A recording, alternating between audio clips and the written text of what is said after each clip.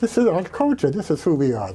This we give to the world. That's why I have a menorah. We shall be a light unto the nations. That's me. Here And you see did me.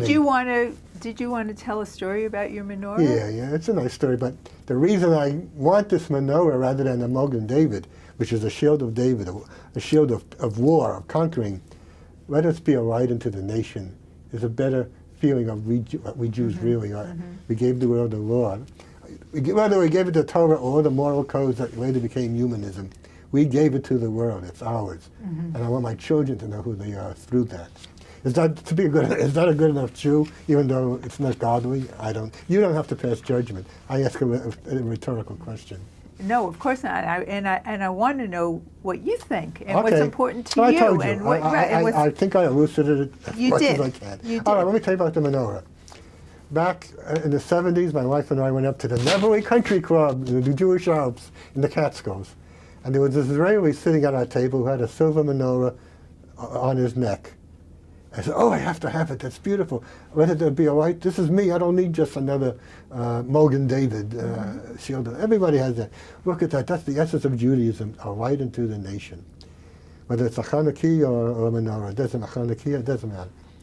So I said, where'd you get that? He said, oh, I got it in Israel in the shop in Tel Aviv.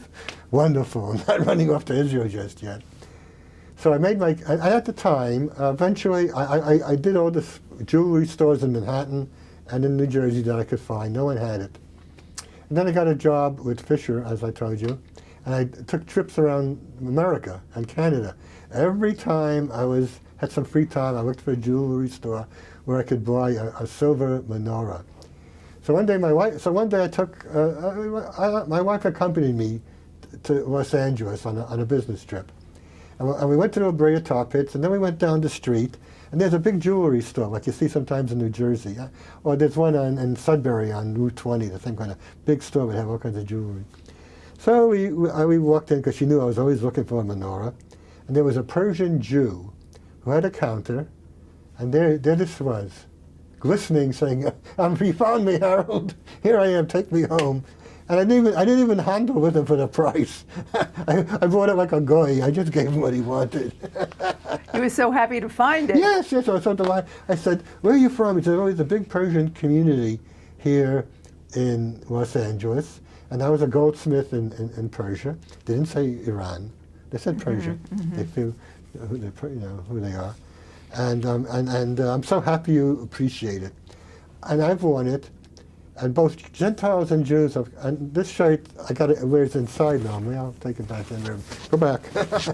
People who know me or don't know me come up to me and say, that's a beautiful menorah. Where'd you get it? So I said, I got it in Los Angeles at a jewelry store near the La Brea Tar Pits. I'm not going to go into the mindset, but that is the mindset.